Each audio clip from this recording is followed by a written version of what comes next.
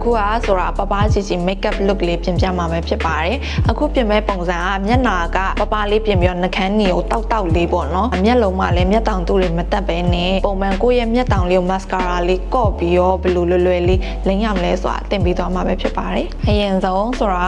Bioderma ရဲ့တိုနာလေးနဲ့မျက်နှာကိုတုပ်ပါမယ်အဲ့တော့တုပ်တဲ့ချိန်မှာဆိုတော့ပထမအချိန်ဆို cleansing ပေါ့နော်ဒီမျက်နှာမှာရှိတဲ့ဖုံတွေကိုဆိုတော့ဒီလိုမျိုးလေးတုပ်လိုက်တယ်ဒုတိယ step ကဆိုတာလက်ထဲမှာထည့်ပြီးတော့ဒီကိုလှုပ်ပြီးတော့အတားရဲစိတ်အောင်စိတ်ပါမယ်အဲ့တော့တိုနာသုံးတဲ့နီးကနှစ်နီးရှိပါတယ်ဒီလိုဆိုတော့လိမ့်မှအတားရဲစိတ်နာပေါ့နော်လိမ့်တဲ့အခါမှာဘာလို့ဒီလိုလိမ့်ရလဲဆိုတော့ချွေးပေါက်လေးထဲတွေဝင်သွားအောင်လုပ်ပါပြီးတော့ serum လေးသုံးပါမယ် serum ကိုလည်းဆိုတာမျက်နှာတစ်ပြင်လုံးထည့်မယ်ဆိုတော့လိမ့်တဲ့ချိန်မှာ step by step 6ပြီးဆိုမှနောက်ထပ်တစ်ခုလိမ့်မှာဒါကိုလဲဆိုတာမျက်နှာတစ်ပြင်လုံးနဲ့အောင်လိမ့်မယ်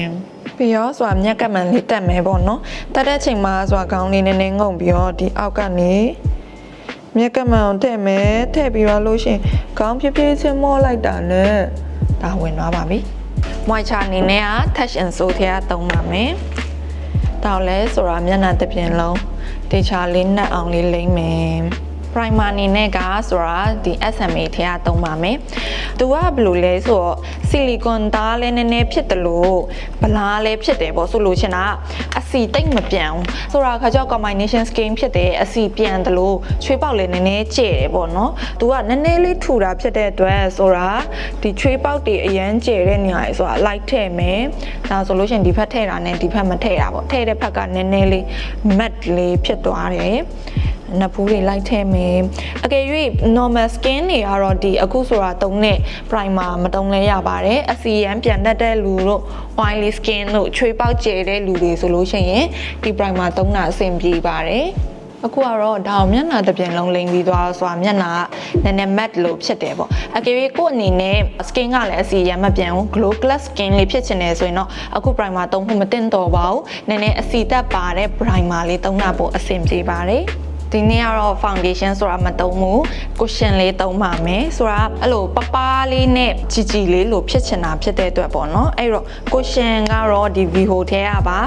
ဆိုတာကအခုကိုယ့်ရဲ့အသားရည်နဲ့တစ်ထပ်ထဲကျတဲ့အယောင်သုံးတာပေါ့နော်ကိုယ့်အနေနဲ့ဒီ cushion တော်တော်များများကတော့ဖြူတဲ့အယောင်လေးလာတာများတယ်အကယ်၍ cushion သုံးချင်တဲ့လူဆိုလို့ရှိရင်တော့သွားဆန်းကြည့်ပေါ့နော်ဆန်းကြည့်ပြီးတော့ကိုယ့်အသားနဲ့တစ်ထပ်ထဲဖြူတယ်ဆိုရင်တော့ရတယ်ကိုယ့်အသားထက်တစ်ဆင့်ဖြူတယ်ဆိုရင်တော့ရတယ်ကိုယ့်အသားထက်3-5 ဆင့်ဖြူသွားပြီဆိုရင်ဒါပြတတ်ပါတယ်ကိုရှင်သုံးချင်တဲ့လူတွေကတော့အယောင်ရွေးတာမှန်ဖို့လိုတယ်အယောင်ရွေးတာမမှန်ဘူးဆိုလို့ရှိရင် make up ကွက်တာပို့ပြီးတော့တိတာပါတယ်အခုဆိုတာသုံးထားတဲ့အယောင်ကတော့ဆိုတာရဲ့အသားထက်တစ်ဆင့်ဖြူတဲ့အယောင်လေးပါဒါဒီလိုတေချာတိတ်မယ်အောက်ကနေတိတ်ပြီးတော့အပေါ်သွားမယ်ဒီ Vivo ထဲကတော့ဆိုတာကြိုက်တယ်သူက coverage a little လေးလည်းဖြစ်တယ်ထူတဲ့ပုံစံလည်းအရင်မဖြစ်ဘူးပေါ့နော်ဆိုတာအခုတလောဒါလေးသုံးတာအရင်အဆင်ပြေနေရယ်ဆိုတာလိုမျိုး combination skin တွေဆိုလို့ရှိရင်ဒါလေးသုံးလို့ပြည့်ရယ်ဒါမျက်နှာတစ်ပြင်လုံးလိမ့်မယ်concealer အနေနဲ့ကဆိုတာ Skinifit ထဲကသုံးပါမယ်ဒီတလောဆိုတာ Skinifit အရန်ကြိုက်နေဘာလို့လဲဆိုတော့ तू ကအိမ်ပြီးလို့ရှိရင် तू ကအသားရည်နဲ့တစ်ထပ်ထဲအရန်ကြရပေါ့နော်ညိုတဲ့လူအတွက် तू ကလည်းအယောင်လာတာဖြစ်တဲ့အတွက်အရန်အဆင်ပြေရယ်ညိုတဲ့လူက number 4လောက်3လောက်သုံးပေါ့နော်ဖြူတဲ့လူက2တွေ1တွေသုံးလို့ရတယ်ဒါကိုဆိုတာတီစုံတွေမှာထည့်ပြီးတော့ဖော့လေးနဲ့တေချာလေးလိုက်တိတ်မယ်ဆိုတော့ concealer ထည့်ပြီးဆိုလို့ရှိရင်အများတန်းဒီအောက်ကနေထည့်ရတယ်ပေါ့နော်ဘာလို့လဲဆိုရင်ဆိုတာတို့အရန်အသားနဲ့တွားပြီးတော့ဒီနေရာကတ်လိုက်ပြီးဆိုလို့ရှိရင်ဒီမျက်လုံးအောက်မှာပတ်ကြားအပ်တွေအရေးချောင်းတွေပို့ထလွယ်တယ်အဲဒါကြောင့်မို့ဒီအဝေးကနေဆိုတာတို့လိုတလိုလေးအပေါ်ကိုပြန်ဖြီသွားပါမယ်ဒီဖက်လဲတိုင်းမဲတိတ်မဲဖော့ကိုကဆိုတော့ဒီလိုအချွန်လေးသုံးဖို့လိုတယ်ဘာလို့လဲဆိုတော့အရန်အတုံးကအရန်ကြီးနေရဆိုရင်ဒီဒေါင်းနေထိမဝင်ဘူးပေါ့နော်ဒီသေးတဲ့ဒီလိုချွန်တဲ့ဖော့လေးတွေကဒီမျက်လုံးဒေါင်းနေလဲတေချာဝင်တော့အရန်အဆင်ပြေတယ်ဒါလေးတေချာတိတ်မယ်နဖူးလေးတေချာတိတ်နာဒန်အနေနဲ့ဆိုတာရဲ့အသားထက်နှစ်ဆင့်ရင့်တဲ့အယောင်လေးနဲ့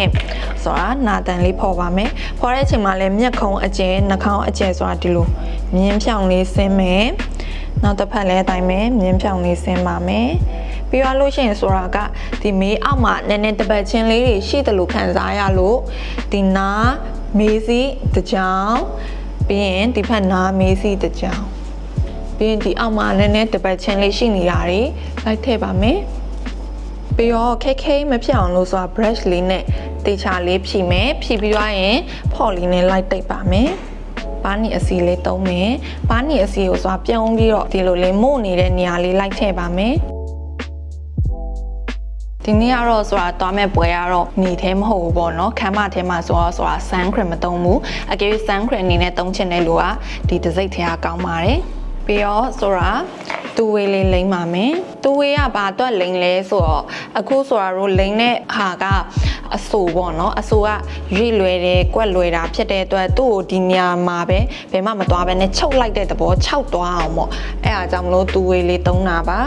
ပြီးတော့ဆိုတာမျက်လုံးလေးချဲ့ပါမယ်။ဘွားဆိုတာကနှာခမ်းကိုအနီတောက်ချဲ့မှာဖြစ်တဲ့အတွက်ဒီမျက်လုံးကို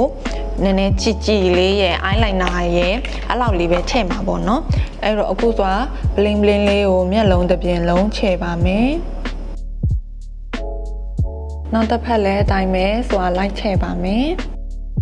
။မျက်လုံးအောက်ကိုလည်းဆိုတာတော့အဲ့တိုင်းလေးပဲလိုက်ထည့်မယ်။ဒီရဲ့အရှိပေါ့နော်မျက်လုံးအရှိကိုထည့်မယ်ဒီလိုလေးထည့်မယ်မျက်လုံးချဲတဲ့အခါမှာဆိုရင်ဆိုတော့မှန်ကိုအတက်ထားပြီးခေါင်းကုန်းလိုက်တယ်ဆိုလို့ရှိရင်ဒီမျက်လုံးအောက်ကမျက်နှာပြင်ကပို့ပြီးတော့ကျသွားတယ်အဲဒါကြောင့်မလို့ဆိုတော့အောက်မျက်လုံးလိမ့်ပြီးဆိုခေါင်းလေးနည်းနည်းငုံရမယ်ဒီလိုလေးလှုပ်ပြီးတော့ဒီလိုခေါင်းလေးနည်းနည်းငုံမယ်ပြီးတော့ဆိုတာဒီရဲ့နည်းနည်းရင့်တဲ့အယောင်လေးနဲ့အောက်မျက်ရည်လေးလိုက်ဖော်ပါမယ်ဖော်တဲ့အချိန်မှာဆိုရင်ဆိုတော့ပြုံးပြီးတော့ဒီအောက်မှာအရစ်လေးရှိနေတဲ့အတိုင်းလေးကိုစာလိုက်ဖော်မယ်။ဘာလဲဆိုတော့ဘာလို့အောင်မြတ်ရစ်ဖော်ရလဲဆိုလို့ရှိရင်ဆိုတာကပြုံးနေတဲ့မျက်လုံးပေါ့နော်။ cute ဖြစ်တဲ့မျက်လုံးမျိုးလေးဆိုတာကြိုက်တာဖြစ်တဲ့အတွက်အောင်မြတ်ရစ်ဖော်တာပါ။အကယ်၍တချို့ကဒီပြုံးလိုက်လို့ဒီအောက်ကအဖောင်းလေးမဖြစ်လာဘူးဆိုလို့ရှိရင်အောင်မြတ်ရစ်မဖော်ပါနဲ့။အဲ့လိုလူတွေကအောင်မြတ်ရစ်နဲ့တိတ်မလိုက်ဘူးပေါ့နော်။နည်းနည်း sexy ဖက်နည်းနည်း strong ညို့တဲ့မျက်လုံးဖက်ပေါ့နော်။အခုအောင်မြတ်ရစ်ပေါ်တဲ့လူတွေကနည်းနည်း cute ဖက်သွားတဲ့မျက်လုံးပေါ့။အဲ့တော့ဒီအောင်မြတ်ရစ်လေးရှိတဲ့လူမှပဲအောင်မြတ်ရစ်ဖော်ပါ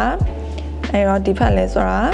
အတိုင်းပြုံးပြီးတော့ပူလာတဲ့ဟာလေးကိုဒီလိုဖောင်းလာတဲ့သူ့ရဲ့ line လေးတိုင်းလိုက်ချဲ့ပါမယ်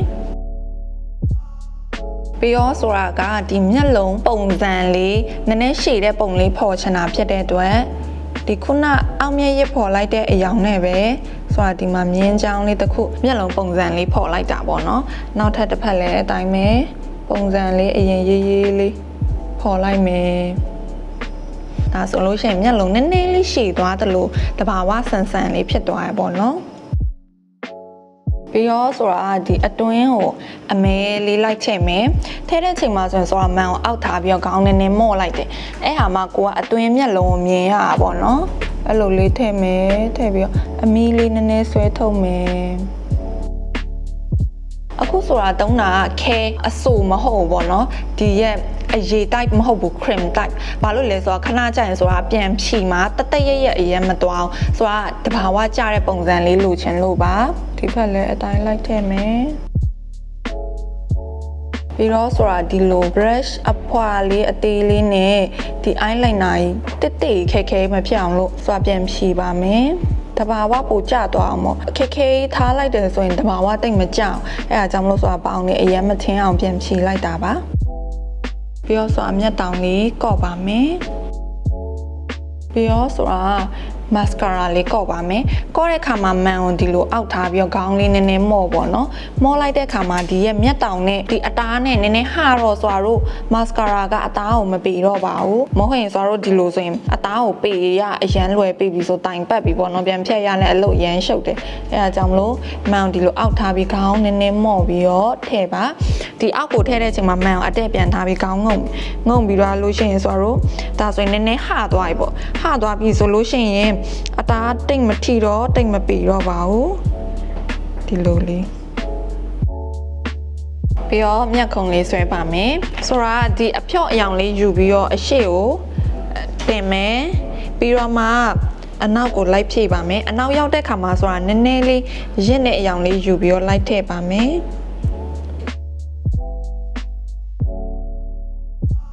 မျက်ခုံးဆွဲတဲ့ခါမှာဆိုလို့ရှိရင်ဆိုတော့ဒီ brush တုံးလေးကအရေးကြီးရပေါ့နော်ဆိုတော့အဓိကဒီလိုအရန်အပြားလိုက်ဒီလိုချတာမျိုးမဟုတ်ဘဲနဲ့နည်းနည်း60 degree ထောင်ပြီးတော့ဆိုတော့မြင်းဖြောင်းဆွဲဖို့လိုပါတယ် ပြီးတော့ဆိုတာကအမွေးသိမ့်မရှိတဲ့နေရာတွေမှာမျက်ခုံးခဲတန်လေးနဲ့လိုက်ထည့်ပါမယ်ပြီးတော့နှာခမ်းတွေကဆိုတာဘယ်လာခြင်းအသုံးပါမယ်အဲ့တော့ဆိုအတွင်းကိုဒီလိုလေးအရင်ဖြည့်ပြောဆိုတာအရင်တိတိကျကျဆိုတာမကြိုက်တာဖြစ်တဲ့အတွက်အတွင်းကိုထည့်ပြီးတော့ဘေးကိုတော့ပြပြလေးဖြစ်အောင်ဆိုတာပြန်ဖြည့်ပါမယ်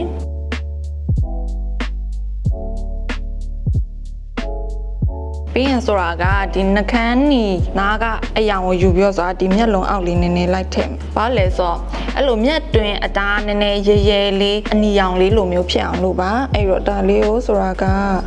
ဒီမျက်လုံးအနောက်မှာထည့်မယ်ပြီးရင်ဒီအရှိလေးလိုက်ထည့်ပါမယ်ဒီလိုလေးနောက်တစ်ဖက်လည်းအတိုင်းပဲရွထည့်မယ်အခုဆိုတာတုံးသွားတဲ့ပစ္စည်းလေးဝယ်ချင်တယ်ဆိုလို့ရှင်တော့အခုဒီ page မှာဝယ်လို့ရပါတယ်ရှင်အခုကတော့ဘာမှမခက်တဲ့ strong makeup look လေးပြီးသွားပါပြီဒီထက်ပိုအသေးစိတ်တဲ့ makeup look မျိုးစုံလိမ့်တက်ချင်တယ်ဆိုလို့ရှင်တော့ဆိုတာရဲ့ online class လေး join လို့ရပါတယ်ရှင်စုံထိကြည့်ပေးလို့ကျေးဇူးပါ